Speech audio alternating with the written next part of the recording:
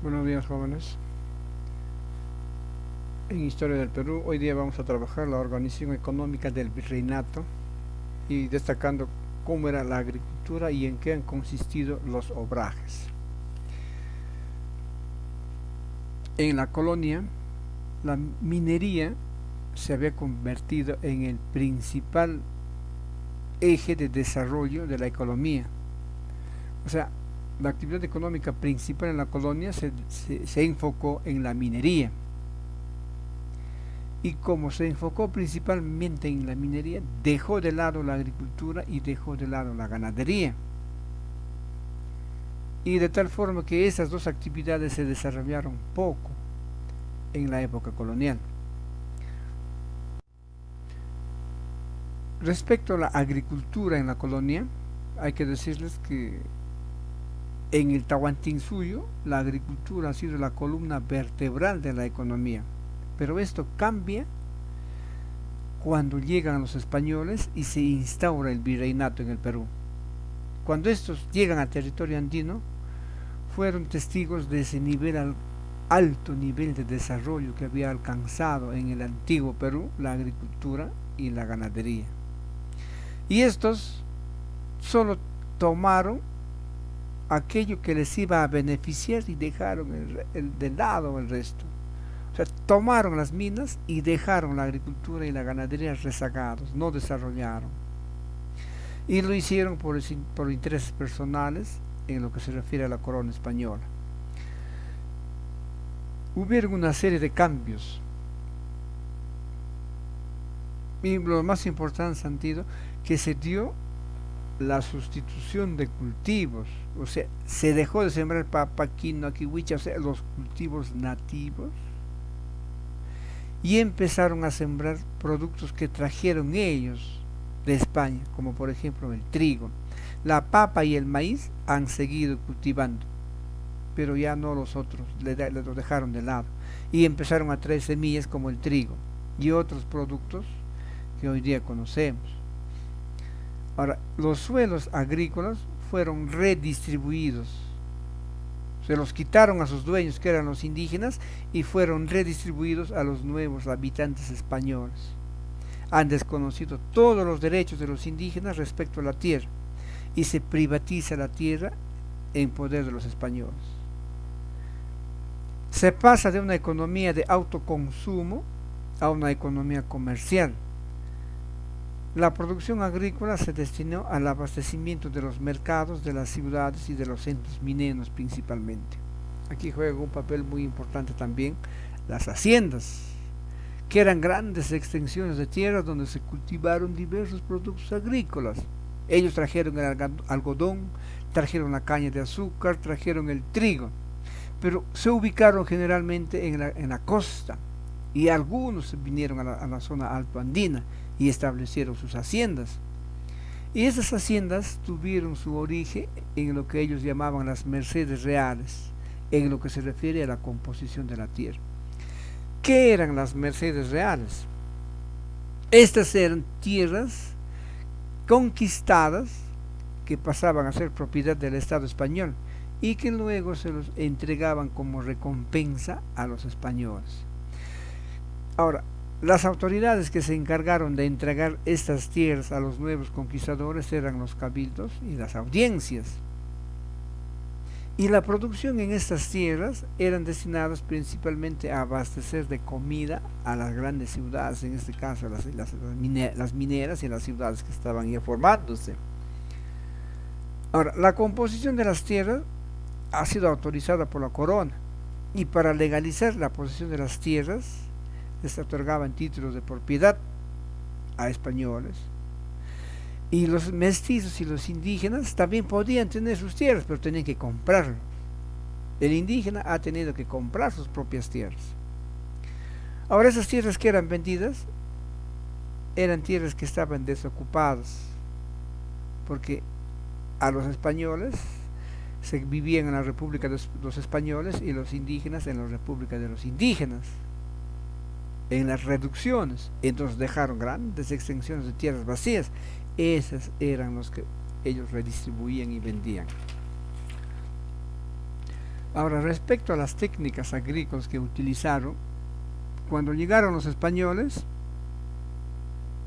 el territorio andino ya tenía su técnica agrícola, que han sostenido a todo el Tahuantinsuyo, y los españoles aportaron con otras nuevas técnicas.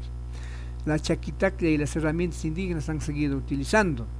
Los españoles trajeron otras herramientas como la rueda y el arado para enriquecer y que se utiliza hasta hoy día en el mundo andino, en la agricultura extensiva, ¿no? Pero la agricultura intensiva en la costa ya es todo con maquinaria moderna, pero en la agricultura extensiva todavía se utilizan esas herramientas. La ganadería en la colonia se practicaba en las estancias, lo que le dominaban ellos, las estancias. Estaban dedicadas a la crianza de ganado, primero ha sido los auquenes, luego trajeron porcinos, ovinos, vacunos, trajeron aves de corral, que combinaban con los cultivos de pan y llevar, ¿no? Todo lo que se necesitaba para su alimentación. Estas tierras tenían pastos para los animales. Y estas estancias abastecían con carne a todos los centros mineros que requerían, ¿no? Que requerían para satisfacer sus necesidades. Vendían carne, vendían cebo, cuero, lana, hasta el estiércol, el abono se vendía. Eso se producían en las estancias. Y los españoles trajeron nuevos cultivos, como el trigo, les decía, la cebada, la caña de azúcar, la cebolla, la uva, la naranja, trajeron los españoles, y otros más. Trajeron animales que no conocían los indígenas, como la vaca, el burro, el caballo llegó primero, la oveja, la cabra, las gallinas, o sea, animales ya introducidos por los españoles. ¿Cómo era el trabajo manual? El trabajo manual lo realizaban principalmente en los obrajes. En los obrajes era un sector importante que se dedicaba a la manufactura textil artesanal, que se llamaban también los obrajes. Se practicaban en los chorrillos. ¿Qué eran los obrajes? Talleres textiles que se encontraban en la zona rural en el virreinato, especialmente en la sierra. En esos lugares se producían telas de lana y de algodón en grandes cantidades para que puedan ser vendidas en todo el virreinato. Ahora, a medida que la producción de los obrajes aumentaba, se ha convertido en una fuente de competencia para los textiles que venían de España. Por esa razón, la corona española intentó prohibir que se produzcan los textiles en los obrajes. Entonces las autoridades dieron una serie de disposiciones para que no puedan producir esto. Los obrajes pertenecían a propietarios privados, en algunos casos a la iglesia y en algunos casos a la corona española. El primer obraje fue establecido en 1545 en Jauja por un artesano llamado Antonio de Rivera. ¿Y qué fueron los chorrillos? Los chorrillos también han sido obrajes, pero que apenas tenían 6 telares. Los que tenían más de 6 telares ya no eran chorrillos, tenían otra denominación, eran los obrajes. Y los chorrillos eran pequeños talleres artesanales con máximo 6 telares. ¿Y qué eran los gremios? Los gremios eran asociación de personas que estaban formados por artesanos del mismo oficio. Los que producían tela tenían su gremio, los que producían cuero tenían su gremio, los que producían lana también tenían su propio gremio y tenían sus estatutos, y este era una costumbre de Europa y lo trajeron al virreinato para organizarse. Estos gremios tenían fines económicos y sociales para controlar la oferta y la demanda de los precios de las telas que vendían, y aseguraban, como en cierta forma les daban seguridad social a los miembros de los que pertenecían a los gremios. En el aspecto social, amparaban a sus integrantes. Si alguien moría, su viuda no quedaba desamparado, ni sus hijos tampoco. Si se accidentaba o se enfermaba gravemente, el gremio le daba ayuda solidaria al miembro del gremio para que pueda superar estos momentos de desgracia. ¿Ve? Esos gremios cada gremio tenía su propio santo, San Pedro, San Pablo, de ahí vienen los santos. No hay una ciudad en el Ande que no tenga, delante del nombre del pueblo, que no tenga su santo. Por ejemplo, Santa Rosa de Tomiquicho, Virgen del Carmen de Ambo, ¿eh? San Lorenzo de Conchamarca, San Pedro de Caina, y así tantos vienen de por ahí. Entonces cada uno miembro de los gremios eran propietarios de su tallercito. Era el lugar donde se producían lanas y telas para poder venderlos. Y aquí también existía una rígida jerarquía. Teníamos a los maestros, a los oficiales y a los aprendices. En el último escalón de los talleres estaban los aprendices, pues, que eran jóvenes, generalmente niños, que trabajaban gratuitamente para el dueño a cambio de que les enseñe el oficio de artesano. En cambio, los aprendices ya eran oficiales, ya conocían el oficio y trabajaban por un sueldo, y su objetivo era tener su propio taller. Y los dueños de los talleres se llamaban maestros. Ellos eran los que integraban los gremios.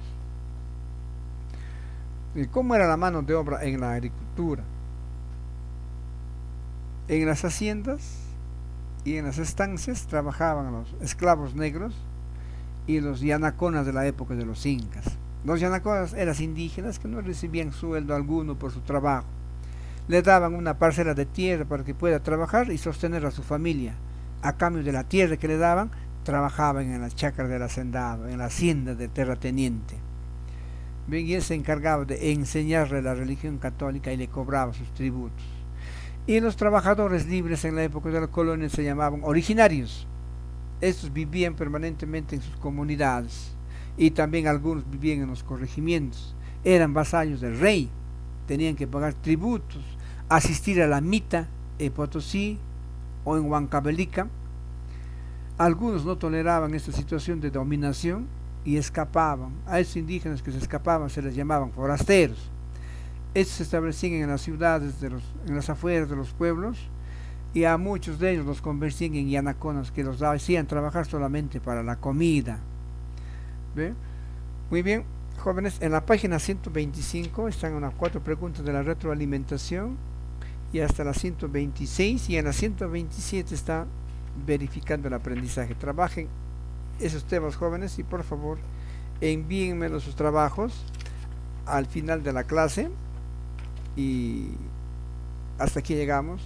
Muchas gracias.